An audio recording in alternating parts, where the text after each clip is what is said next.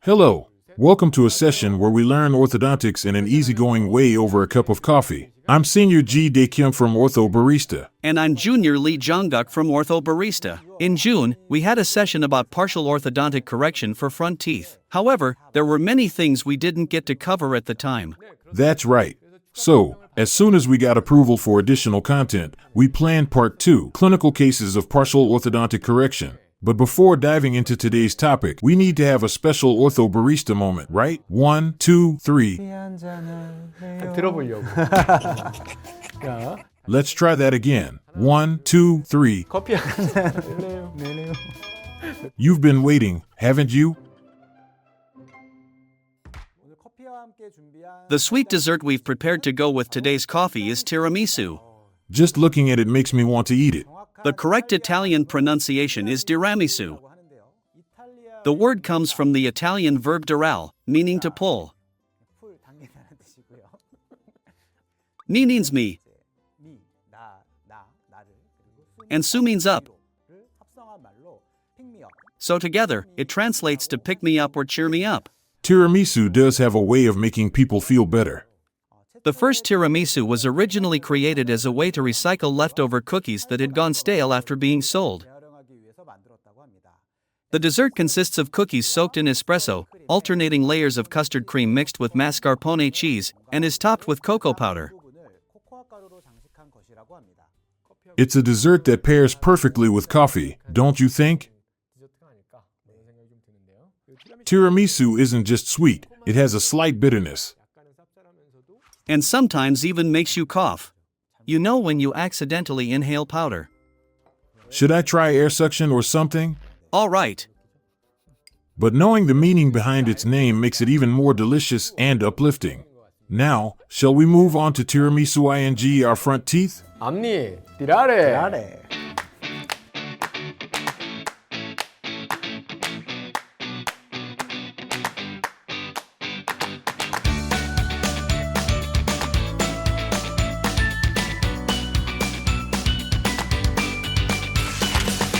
Now, let's talk about today's topic.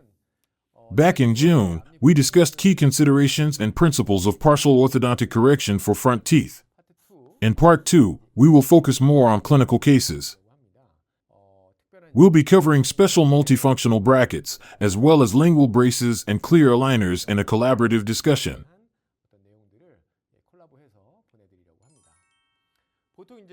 Even in full comprehensive orthodontic treatments, not just partial corrections, rotation control often remains a challenge until the very end. Many practitioners struggle with cases where the teeth haven't fully rotated as expected during the final stages of treatment. Here's a helpful tip. When handling rotation control, we usually rely on the resilience of wires. While it's not exactly about elasticity, we often use nickel titanium wires, thin 024 SS wires, or step-up bends to improve rotation. Other approaches include attaching lingual buttons and using elastics, adjusting the base thickness of brackets, or utilizing special brackets designed for better rotation control.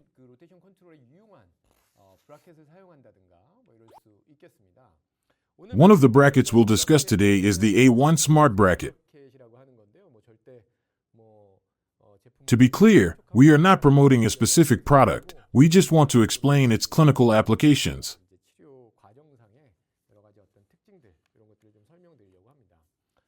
Visually, these brackets might seem bulky in diagrams, but in reality, they are quite compact and cute. As I get older, I feel like I can barely see those tiny holes anymore. Even when using 014 or 016 wires, I sometimes feel nervous about inserting them correctly. These brackets are so small that placing the wire can be a delicate task. The variety in slot direction, hole size, and position allows for multiple wire insertion options, making them extremely useful for rotation control. Since they also have a low profile, they work well in deep bite cases and allow for flexible bracket positioning. That's why we refer to them as multifunctional brackets.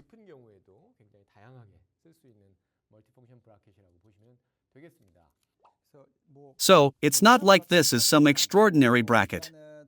But personally, I find it quite interesting to use.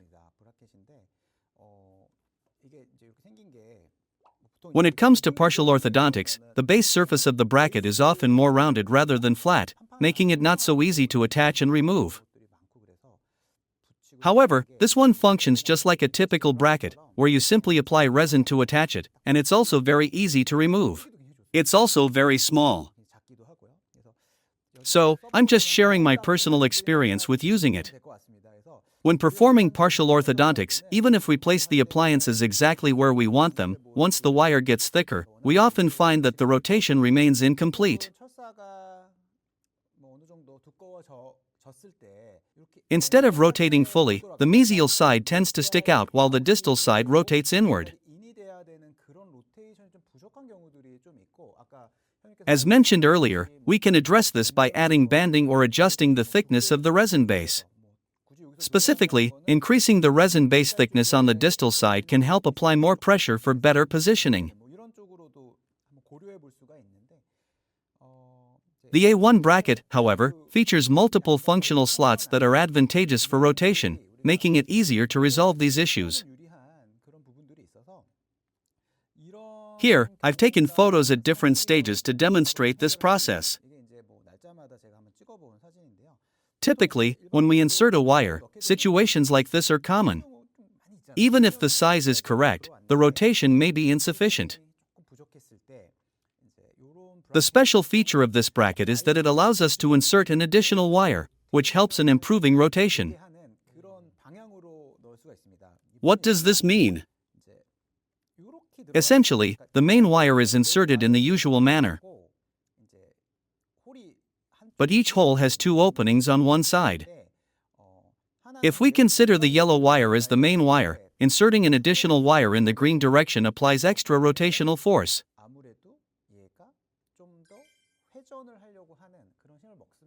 Some of you might be familiar with the concept of a rotation wedge. This functions similarly. Yes, exactly like a rotation wedge. Applying a rotation wedge here follows the same principle. Since this technique uses a very thin wire, the counteracting forces are not excessively strong. Of course, we still need to consider the reactive forces, but I believe this method is quite effective for rotation control. Additionally, since the bracket has two vertically aligned holes, it is useful for extruding teeth. If we engage the wire in the upper hole too soon, it may generate excessive vertical force, which can negatively affect adjacent teeth.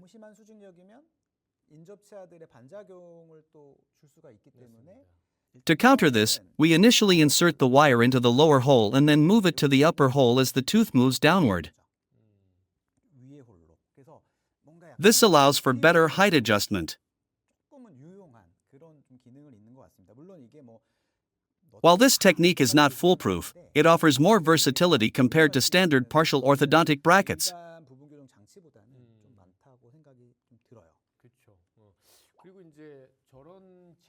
However, one of the biggest challenges is managing side effects like the roller coaster effect.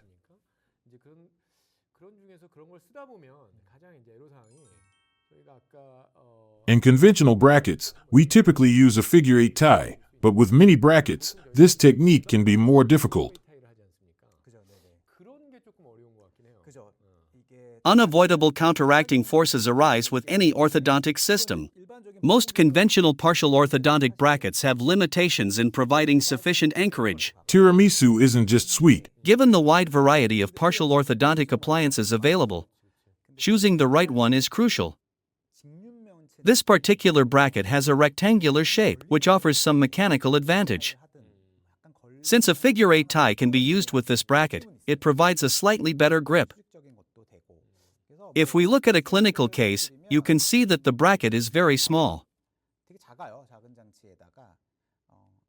After about 3 to 4 months, if the crowding is resolved, the results are similar to what you'd expect from any partial orthodontic system.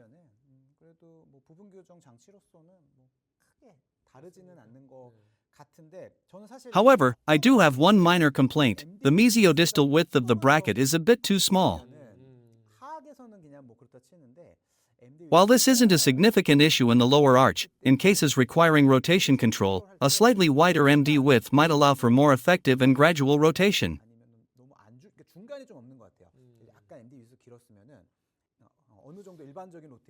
In this case, the patient was a suitable candidate for either comprehensive or partial orthodontic treatment. Based on various considerations, we thought that partial orthodontics was a viable option. For cases where the tooth axis is tilted, using this bracket can help achieve better outcomes. This image shows the treatment in progress.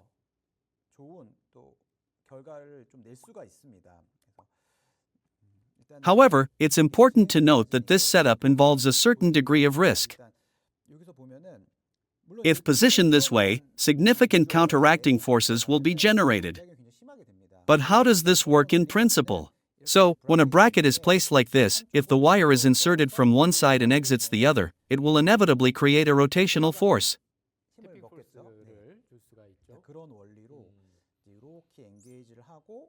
This principle is applied to engage the wire in such a way that it helps with rotation control, ensuring that the distal side moves inward. It may seem like a similar question, but in this case, wouldn't the counteraction be more severe? Yes, it's quite strong. Actually, if it's done this way, I don't think it's ideal. However, since this patient's treatment needed to progress quickly, I checked their progress almost every week.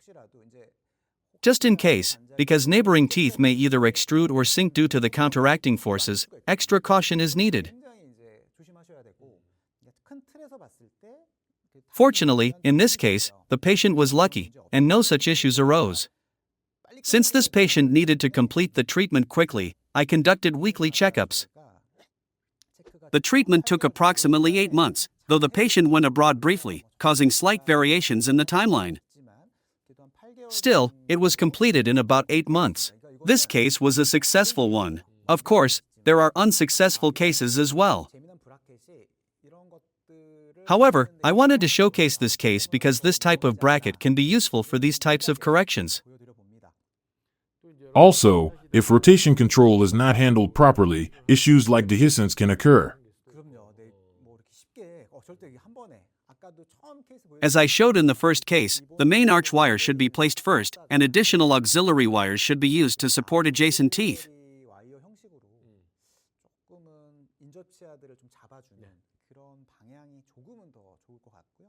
Now, let's talk about counteracting forces. When placing partial orthodontic brackets, we often see cases where the distal side is slightly protruded outward.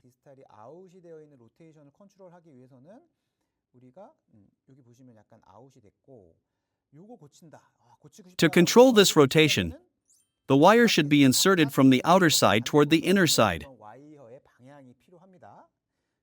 However, this approach can create strong counteracting forces,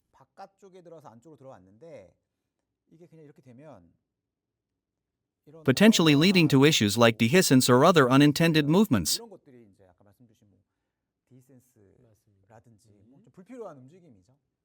In orthodontics, unwanted movements are inevitable, so careful handling is required. That's why instead of inserting the wire directly, it's better to first place the main arch wire. Since there is some degree of play in the system, applying force through the auxiliary wire doesn't result in a perfectly fixed outcome. So, by placing the main arch wire first and then inserting the auxiliary wire starting from that point, the auxiliary wire will end at this location. In this setup, the tooth can exhibit effects such as mesial out and distal in movements.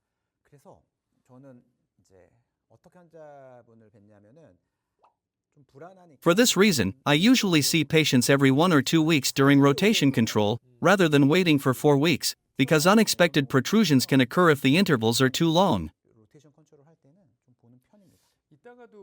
This might be discussed later, but when gaps form in cases like this, using clear aligners in collaboration with brackets could be a viable approach. These days, clear aligners can be used in such cases without significant interference.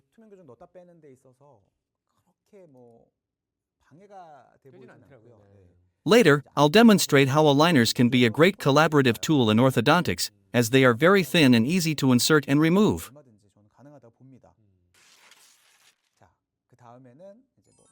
Now, moving on to 2D brackets, these are very well known.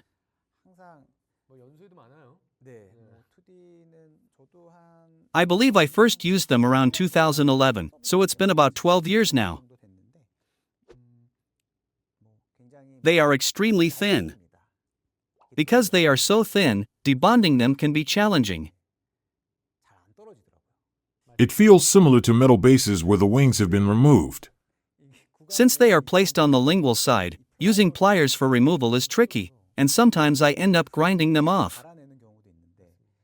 When I consulted a manufacturer about this, they suggested that these brackets could also be used as retainers.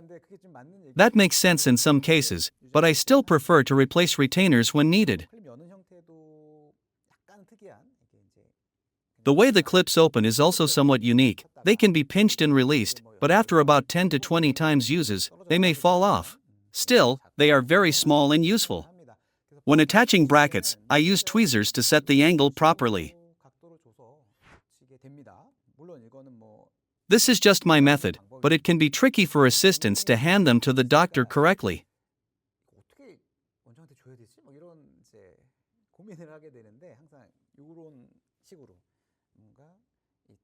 To make this easier, the long axis of the tweezers should be aligned parallel to the bracket. Always keep this in mind. Now, let's look at a case example. This is a common and relatively mild case. I'm not saying that every case can be treated with clear aligners or partial braces. Proper diagnosis is key. We must evaluate occlusion, COCR discrepancy, and other factors before deciding on treatment. For instance, in this patient, the posterior occlusion isn't aligned properly. If it is determined that there are no major issues, then we proceed with partial orthodontic treatment or clear aligners. This is one of the most common cases. The upper arch is treated with 2D brackets, while the lower arch is treated with labial brackets, a combination approach sometimes called combi partial orthodontics. I documented the process step by step. The intervals were every 3 weeks, after 3 weeks, then 6 weeks. So the teeth moved in this pattern.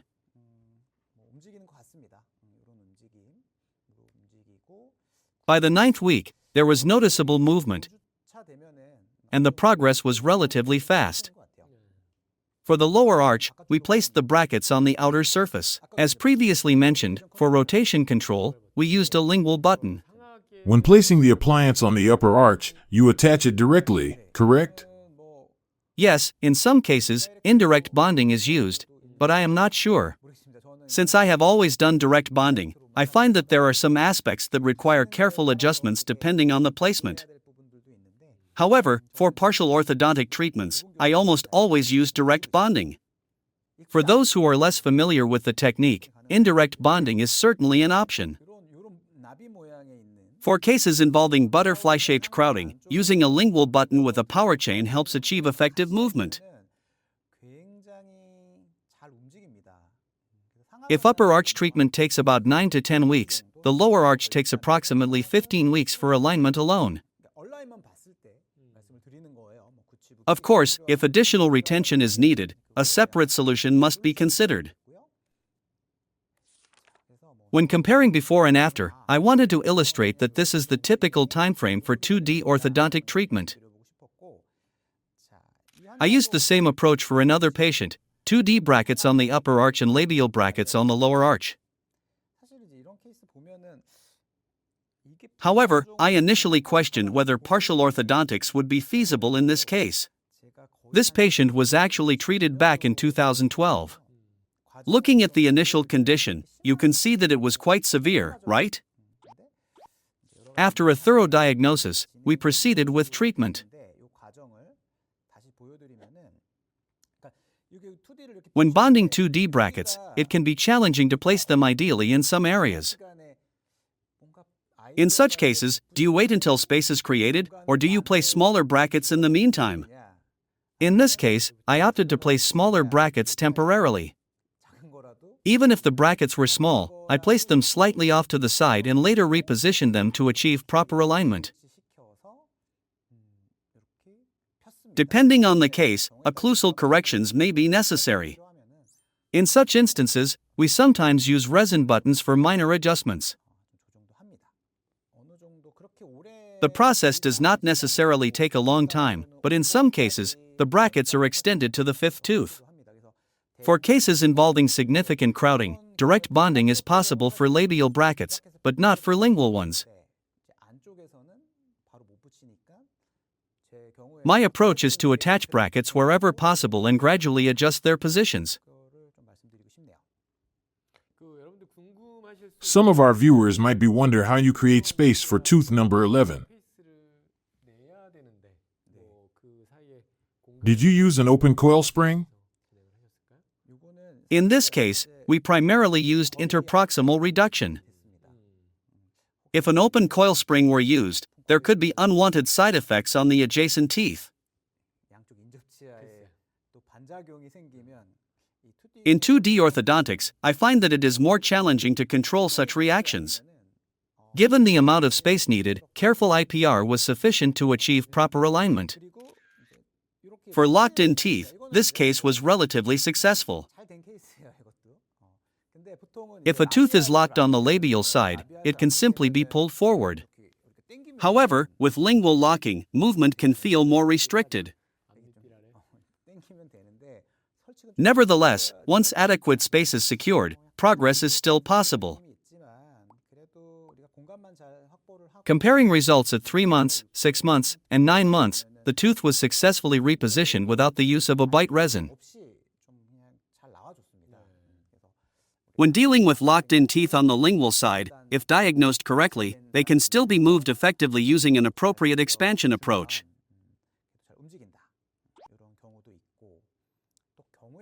However, some patients prefer lingual brackets over labial ones.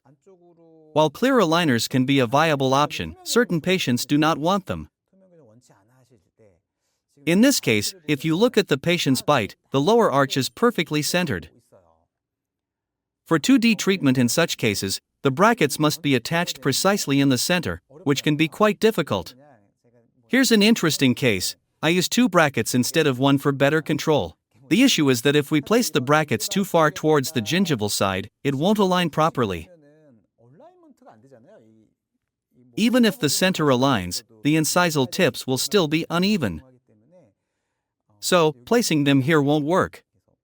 Instead, we can connect them to the outer side using a tube, Which can be an interesting tip.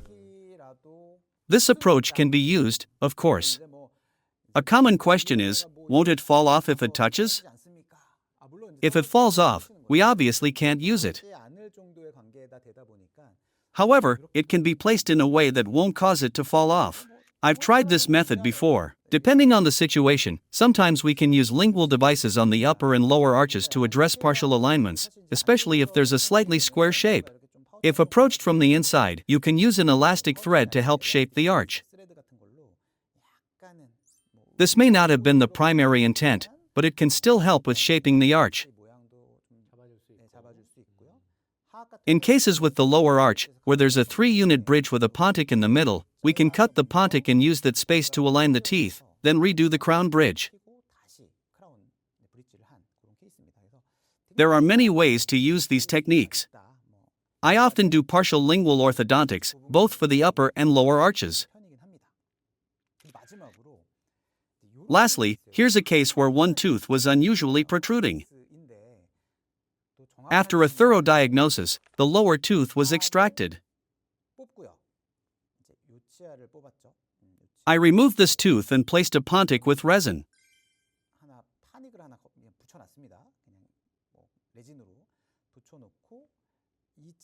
By rotating the tooth, I aligned it. You may be wondering, what is this image? To achieve rotation, I had to move the tooth in a distal direction.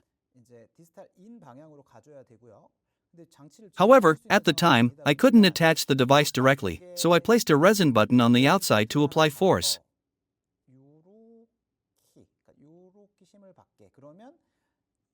This helped move tooth number 41 to the left while rotating it. This method allowed rotation control, and through careful rotation, I managed to align the teeth.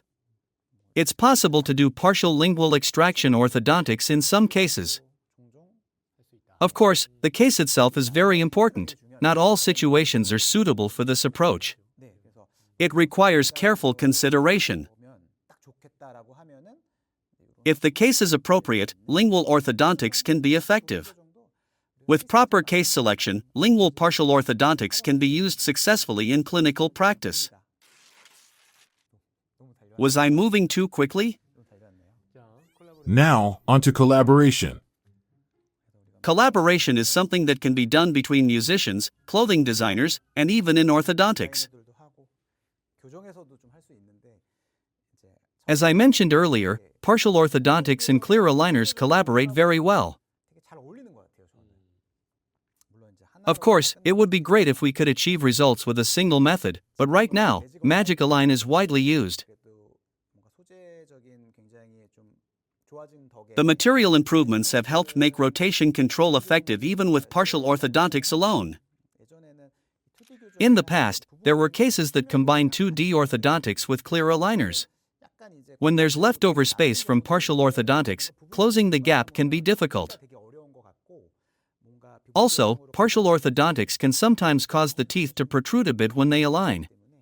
In those cases, clear aligners help refine the movements.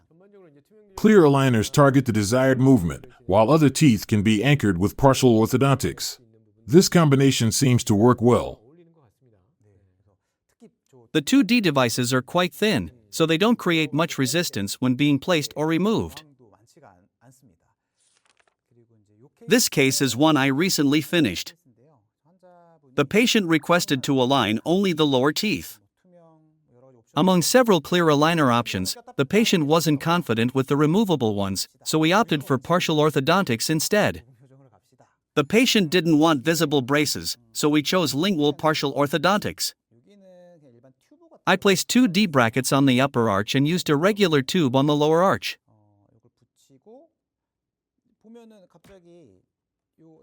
After placing the tube, tooth number 41 protruded forward. In my opinion, when it comes to anterior-posterior tooth movement, clear aligners are more effective than partial orthodontics. So, I decided to combine 2 D brackets with clear aligners, using the aligners to retract the protruded tooth and the 2D system to align the crowding. The reason I approached it this way is that the axis of tooth number 41 was significantly tilted. I really wanted to upright it. So instead of bonding a 2D bracket on the lingual side of number 41, I used a tube-type attachment.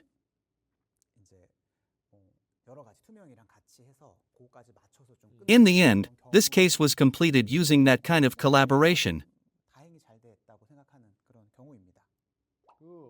In our chat, one of the most frequent questions, especially when doing partial orthodontics, was about black triangles. We've answered many of these questions, such as with resin buildup or additional IPR. How do we handle patients with these concerns? Is there room for further progress in such cases? Actually, when the tooth tilts like that, once it's corrected, new spaces may appear immediately. If the patient hasn't been informed, they might think their gums have suddenly collapsed, but we must provide thorough guidance. It will definitely happen, and if we make the necessary corrections to the teeth, I believe the black triangles will reduce. Ultimately, for such cases, instead of focusing on IPR, we can either leave the space as is or use resin buildup to address it. Of course, proper communication is essential. Clear aligners might seem easily approachable to general practitioners, but, as mentioned earlier, there are various reactions or complications that could arise. In practice, though, these can sometimes lead to unexpected challenges. I hope that today's session has provided some helpful tips for you all.